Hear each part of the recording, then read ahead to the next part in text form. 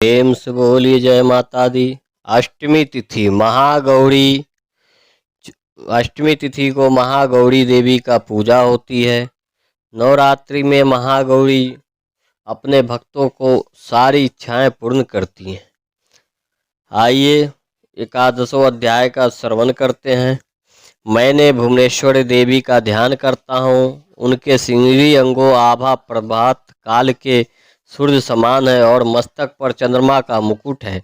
वे उभरे हुए स्तनों और तीनों नेत्रों से युक्त हैं। उनके मुख पर मुस्कान की छटा छाई रहती है और हाथ में बदर अंकुश पास एवं अभय मुद्रा शोभा पाते हैं। ऋषि कहते हैं देवी के द्वारा वहाँ महादैत्यपति शुभ के मारे जाने पर इंद्र आदि देवता अग्नि को आगे करके और उनका त्यानी देवी की स्तुति करने लगे। उस समय अभिष्टि की प्राप्ति होने से उनके मुख कमल दमक उठे थे और उनके प्रकाशाएं दिशाएं और जगमगा उठी थी। देवता बोले, शरणागति की पीड़ा दूर करने वाली देवी हम पर प्रसन्न हो। संपूर्ण जगत की माता प्रसन्न हो। विश्वेश्वरी विश्व की रक्षा करो। देवी तुम ही चराचर जगत की अधीश्वरी हो। तुम इस जगत का एकमात्र आधार हो, क्योंकि पृथ्वी रूप में तुम्हारी ही स्थिति है। देवी तुम्हारा पराक्रम अलंघनीय है। तुम ही जल रूप में स्थित होकर संपूर्ण जगत को तृप्त करती हो। तुम अनंत बल संपन्न वैष्णवी शक्ति हो।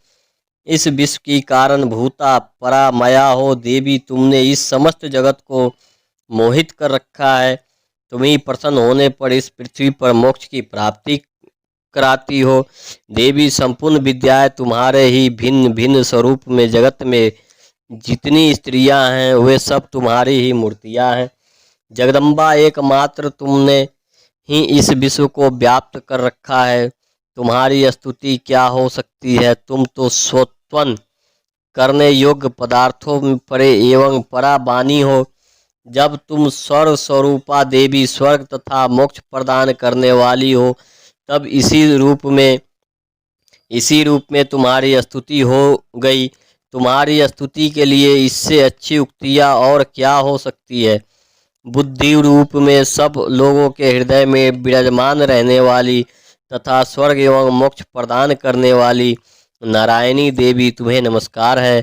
काला काष्ठ आदि के रूप से क्रमशः परिणाम अवस्था परिवर्तन की ओर ले जाने वाली तथा विश्व का उपसंहार करने में समर्थ नारायणी तुम्हें नमस्कार है।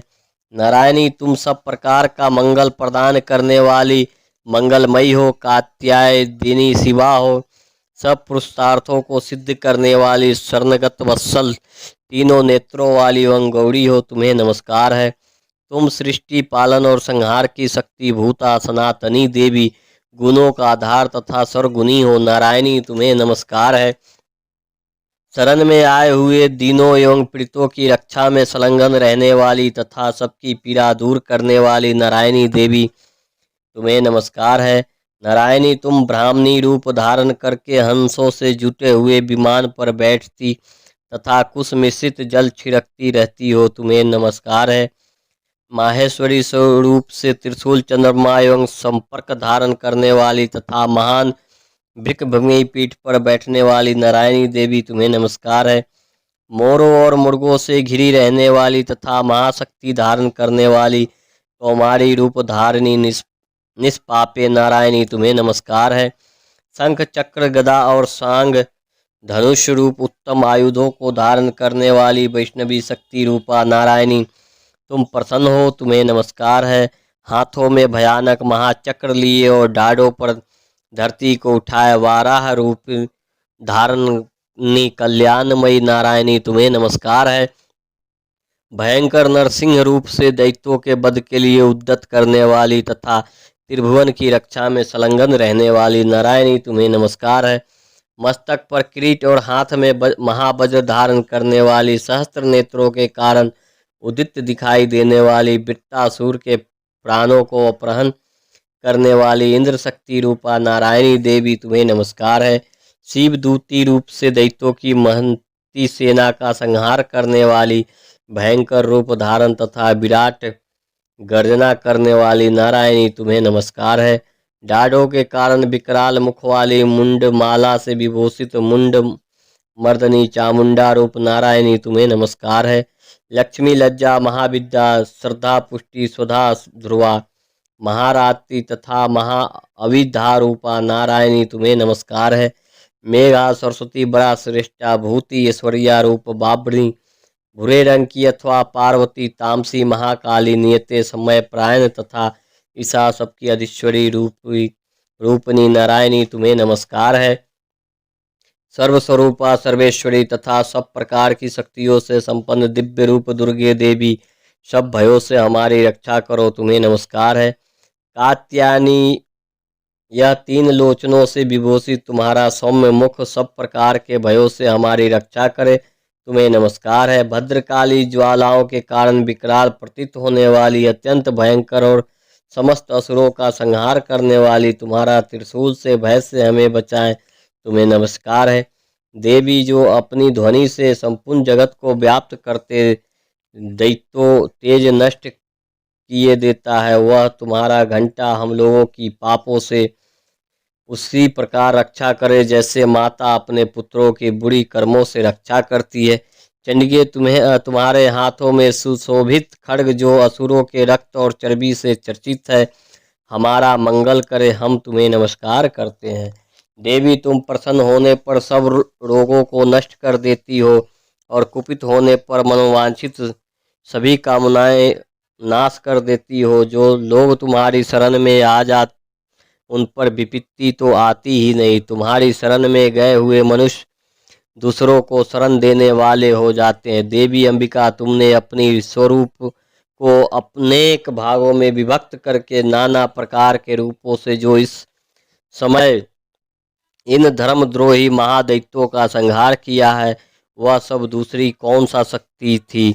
विद्याओं में ज्ञानों की प्रकाशित करने वाली शास्त्रों में तथा आदि वाक्य वेदों में तुम्हारे सिवा और किसका वर्णन है तथा तुमको छोड़कर दूसरी कौन ऐसी शक्ति है जो इस विश्व को अज्ञानमयी घोर अंधकार से परिपूर्ण ममता रूपी गड्ढे में निरंतर भटकता रहती है।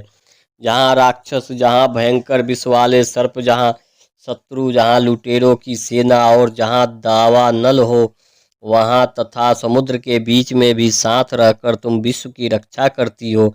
विश्वेश्वरी तुम विश्व का पालन करती हो, विश्व रूपा हो इसलिए संपूर्ण विश्व को धारण करती हो। तुम भगवान विश्वनाथ भी वंदनीय हो। जो लोग भक्ति पूर्वक तुम्हारे सामने मस्तक झुकाते हैं वे संपूर्ण विश्व को आश्रय देने वाले होते हैं। देवी प्रसन्न हो, जैसे इस समय असुरों का वध करके तुमने शीघ्र ही हमारी रक्षा की है उसी प्रकार सदा हमें शत्रुओं को भय से बचाओ। संपूर्ण जगत का पाप नष्ट कर दो और उत्पात एवं पापों के फलस्वरूप प्राप्त होने वाली महामारी आदि बड़े बड़े उपद्रवों की शीघ्र दूर करो। विश्व की पीड़ा दूर करने वाली देवी हम तुम्हारी चरणों पर पड़े हुए हैं, हम पर प्रसन्न हो। त्रिलोक निवासिनी पूजनीय परमेश्वरी सब लोगों को वरदान दो। देवी बोली, देवताओं में वर देने को तैयार हूँ, तुम्हारे मन में जिसकी इच्छा हो वह वर मांग लो। संसार के लिए उस उपकारक वर को मैं अवश्य दूंगी। देवता बोले, सर्वेश्वरी तुम इसी प्रकार तीनों लोक की समस्त बाधाओं को शांत करो और हमारे शत्रुओं का नाश करती रहो। देवी बोली, देवताओं को वैवस्व मनवंतरे 28वें युग में शुभ और निशुंभ नामक के 2 अन्य महादैत्य उत्पन्न होंगे। तब मैं नंद गोप के घर में उनकी पत्नी यशोदा के गर्भ से अवतरित हो विंध्याचल में जाकर रहूंगी और उक्त दोनों असुरों का नाश करूंगी। फिर अत्यंत भयंकर रूप से पृथ्वी पर अवतार ले मैं वैप्रचित नाम वाले दानवों का वध करूंगी। उन भयंकर महादैत्य को भक्षण करते समय मेरे दांत अनार के फूल की भांति लाल हो जाएंगे। तब स्वर्ग में देवता और मृतलोक में मनुष्य सदा मेरी स्तुति करते हुए मुझे रक्त दंतिका कहेंगे। फिर जब पृथ्वी पर 100 वर्ष के लिए वर्षा रुक जाएगी और पानी का अभाव हो जाएगा, उस समय मुनियों के स्तवन करने पर मैं पृथ्वी पर आयोनी जा रूप में प्रकट होंगी और 100 नेत्रों से मुनियों को देखूंगी। अतः मनुष्य शताक्षी इस नाम से मेरा कीर्तन करेंगे। देवताओं, उस समय मैं अपने शरीर से उत्पन्न हुए शार्कों द्वारा समस्त संसार का भरण पोषण करूंगी। जब तक वर्षा नहीं होगी तब तक वे शाक ही सबके प्राणों की रक्षा करेंगे। ऐसा करने के कारण पृथ्वी पर शाकंभरी के नाम से मेरी ख्याति होगी। उसी अवतार में मैं दुर्गम नामक महादैत्य का वध भी करूंगी। इससे मेरा नाम दुर्गा देवी के रूप में प्रसिद्ध होगा। फिर जब भीम रूप धारण करके मुनियों की रक्षा के लिए हिमालय रहने वाली राक्षसों का भसन करूंगी, उस समय सब मुनि भक्ति से नतमस्तक होकर मेरी स्तुति करेंगे। तब मेरा नाम भीमा देवी के रूप में विख्यात होगा। जब अरुण नामक दैत्य तीनों लोक में भारी उपद्रव मचाएगा, तब मैं तीनों लोकों का हित करने के लिए 6 पैरों वाली असंख्य भ्रमों का रूप धारण करके उस महादैत्य का वध करूंगी। उस समय सब लोग भामड़ी के नाम से चारों ओर मेरी स्तुति करेंगे। इस प्रकार जब जब संसार में दानवी बाधा उपस्थित होगी, तब तब अवतार लेकर मैं शत्रुओं का संहार करूंगी। इस प्रकार श्री मार्कंडेय पुराण के श्रावण के मनवंतरी कथा के अंतर्गत देवी महात्म देव स्तुति नामक 11वां अध्याय संपूर्ण हुआ। 12वां अध्याय का श्रवण करते हैं। मैं 3 नेत्रों वाली दुर्गा देवी का ध्यान करता हूँ। उनके श्री अंगों की प्रभा बिजली के समान है। वे सिंह के कंधे पर बैठी हुई है, भयंकर प्रतीत होती है। हाथ में तलवार और ढाल लिए अनेक कन्याएं उनकी सेवा में खड़ी है। वे अपने हाथों में चक्र, गदा, तलवार, ढाल, बाण, धनुष, पाश और तर्जनी मुद्रा धारण किए हुए हैं। उनका स्वरूप अग्निमय है तथा वे माथे पर चंद्रमा का मुकुट धारण करती है।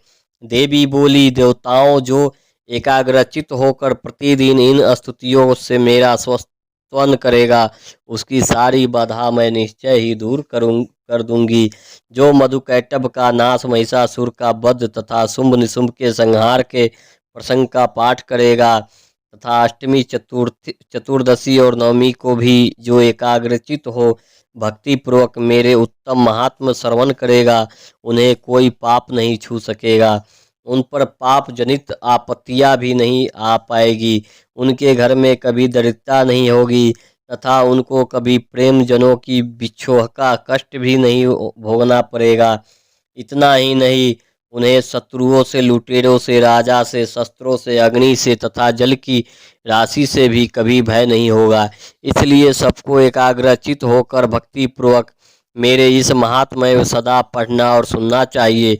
यह परम परम कल्याणकारक है। मेरा महात्म महामारी, जयंती, समस्त उपद्रव तथा आध्यात्मिक आदि तीनों प्रकार के उत्पातों को शांत करने वाला है। मेरी जिस मंदिर में प्रतिदिन विधि पूर्वक मेरे इस महात्म पाठ किया जाता है, उस स्थान को मैं कभी नहीं छोड़ती। वहाँ सदा ही मेरी सन्निधान बना रहता है। बलिदान, पूजा, होम तथा महोत्सव के अवसर पर मेरे इस चरित्र का पूरा पूरा पाठ और श्रवण करना चाहिए। ऐसा करने से मनुष्य विधि को जानकर या बिना जाने भी मेरे लिए जो बलि, पूजा या होम आदि करेगा, उसे मैं बड़ी प्रसन्नता के साथ ग्रहण करूंगी। शरतकाल में जो वार्षिक महापूजा की जाती है, उस अवसर पर जो मेरे इस महात्म को भक्ति पूर्वक सुनेगा, वह मनुष्य मेरे प्रसाद से सब बाधाओं से मुक्त तथा धन, धान एवं पुत्रों से संपन्न होगा।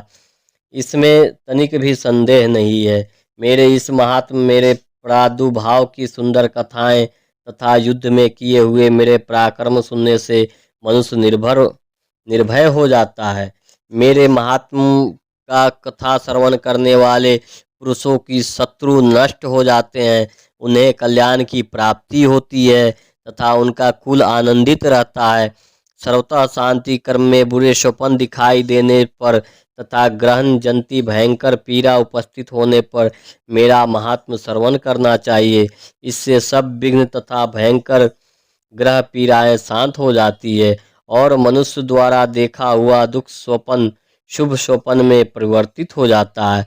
बाल ग्रह से आक्रांत हुए बालकों के लिए यह महात्म शांति कारक है तथा मनुष्य के संगठन में फूट होने पर यह अच्छी प्रकार मित्रता कराने वाला होता है। यह महात्म समस्त दुराचारियों, बालक बाल का नाश करने वाला। इसके पाठ मात्र से राक्षसों, भूत और पिशाचों नाश हो जाता है। मेरा यह सब महात्म मेरे समाप्ति प्राप्ति करने वाली है। पशु, पुष्प, अर्घ, धूप, दीप, गंध आदि उत्तम सामग्रियों द्वारा पूजन करने से, ब्राह्मणों को भोजन कराने से, होम करने से, प्रतिदिन अभिषेक करने से, नाना प्रकार के अन्य भोगों का अर्पण करने से तथा दान देने आदि से 1 वर्ष तक जो मेरी आराधना की जाती है और उससे मुझे जितनी प्रशंसा होती है, उतनी प्रसन्नता मेरे इस उत्तम चरित्र का एक बार श्रवण करने मात्र से हो जाती है। यह महात्म श्रवण करने पर पापों का हर लेता और आरोग्य प्रदान करता है। मेरी प्रादुर्भाव का कीर्तन समस्त भूतों से रक्षा करता है तथा मेरा युद्ध विषय चरित्र दुष्ट दैत्यों का संहार करने वाला है। इसके श्रवण करने पर मनुष्यों को शत्रु का भय नहीं रहता। देवताओं, तुमने और ब्रह्म ऋषियों जो मेरी स्तुति की है तथा ब्रह्मा जी जो स्तुति किए हैं, वे सभी कल्याणमयी बुद्धि प्रदान करती है। वन में, सुने मार्ग में अथवा दानों से घिरे जाने पर, निर्जन स्थान में, लुटेरों को दांव में पड़ जाने पर या शत्रुओं से पकड़े जाने पर, अथवा जंगल में सिंह, व्याघ्र या जंगली हाथियों के पीछे करने पर, कुपित राजा के आदेश से बंध या बंधक के स्थान में ले जाए जाने पर, अथवा महासागर में नाव पर बैठने के बाद भारी तूफान से नाव के डगमग होने पर और अत्यंत भयंकर युद्ध में शत्रुओं का प्रहार होने पर, अथवा वेदना से पीड़ित होने पर की बहुना सभी भयानक बाधाओं को उपस्थित होने वाला जो मेरी इस चरित्र का स्मरण करता है, वह मनुष्य संकट से मुक्त हो जाता है। मेरे प्रभाव से सिंह आदि हिंसक जंतु नष्ट हो जाते हैं तथा लुटेरे और शत्रु भी मेरे चरित्र का स्मरण करने वाले पुरुष से दूर भागते हैं। ऋषि कहते हैं, यो कहकर प्रचंड पराक्रम वाली भगवती चंडिका सब देवताओं को देखते देखते ही वह अंतर्ध्यान हो गई। फिर समस्त देवता भी शत्रुओं के मारे जाने से निर्भय हो पहले की ही भांति यज्ञ भाग का उपभोग करते हुए अपने अपने अधिकार का पालन करने लगे। संसार का विध्वंस करने वाला महाभयंकर अतुल पराक्रमी देव शत्रु शुंभ तथा महाबली निशुंभ के युद्ध में देवी द्वारा मारे जाने पर शेष दैत्य पतालों के चले आए। राजन, इस प्रकार भगवती अंबिका देवी नित्य होती हुई भी पुनः पुनः प्रकट होकर जगत की रक्षा करती है। वे ही इस विश्व का मोहित करती, वे ही जगत को जन्म देती तथा वे ही प्रार्थना करने पर संतुष्ट हो जाति, विज्ञान एवं समृद्धि प्रदान करती है। राजन, महाप्रलय के समय महामारी का स्वरूप धारण करने वाली वे महाकाली ही इस समस्त ब्रह्मांड में व्याप्त हैं। वे ही समय समय पर महामारी होती और वे ही स्वयं अजन्मा होती हुई भी सृष्टि के रूप में प्रकट होती है। वे सनातनी देवी ही समय अनुसार संपूर्ण भूतों की रक्षा करती है। मनुष्यों के अभय के समय वे ही घर में लक्ष्मी के रूप में स्थित हो उन्नति प्रदान करती है और वे ही अभाव के समय दरिद्रता बनकर विनाश का कारण होती है। पुष्प, धूप और गंध आदि से पूजन करने की उनकी स्तुति करने पर वे धन, पुत्र, धार्मिक बुद्धि तथा उत्तम गति प्रदान करती है। इस प्रकार श्री मार्कंडेय पुराण के सावन के मनवंतर की कथा के अंतर्गत देवी महात्म फलमस्तु नामक 12वां अध्याय पूरा हुआ। आइए 13वां अध्याय का श्रवण करते हैं, जो उदय काल के सूर्य मंडल की सी कांति धारण करने वाली है, जिनके 4 भुजाएं और 3 नेत्र हैं तथा जो अपने हाथों में पास, अंकुश, बर एवं अभय की मुद्रा धारण किए रहती है, उन शिवा देवी को मैं ध्यान करता हूँ। ऋषि कहते हैं, राजन, इस प्रकार मैंने तुमसे देवी के उत्तम महात्म वर्ण किया जो इस जगत को धारण करती है। उन देवी का ऐसा ही प्रभाव है, वे ही विद्या ज्ञान उत्पन्न करती है। भगवान विष्णु की माया स्वरूपा उन भगवती के द्वारा ही उत्तम तुम ये वैश्य तथा अन्याय विवेक की जन मोहित होते हो, मोहित हुए हैं तथा आगे भी मोहित होंगे। महाराज, तुम उन्हीं परमेश्वरी की शरण में जाओ। आराधना करने पे वे ही मनुष्य को भोग, स्वर्ग तथा मोक्ष प्रदान करती हैं। मार्कंडेय जी कहते हैं, कौष्टुक जी मेघा मुनि के ये वचन सुनकर राजा सूरत ने उत्तम व्रत का पालन करने वाले उन महाभाग महर्षियों को प्रणाम किया। वे अत्यंत ममता और राज प्रहरण से बहुन खिन्न हो चुके थे। महामुनि ने इसलिए विरक्त होकर वे राजा तथा वैश्य तत्काल तपस्या को चले गए और वे जगदम्बा के दर्शन के लिए नदी के तट पर रहकर तपस्या करने लगे। वे वैश्य उत्तम देवी सुक्त जप करते हुए तपस्या में प्रवृत्त हुए। वे दोनों नदी के तट पर देवी की मिट्टी की मूर्ति बनाकर पुष्प, धूप और हवन आदि के द्वारा उनकी आराधना करने लगे।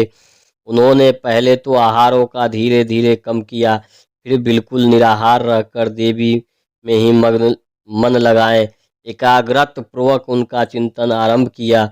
वे दोनों अपने शरीर के रक्त से प्रोक्षित बलि देते हुए लगातार 3 वर्ष तक संयम पूर्वक आराधना करते रहे। इस पर प्रसन्न होकर जगत को धारण करने वाली चंडिका देवी ने प्रत्यक्ष दर्शन देकर कहा।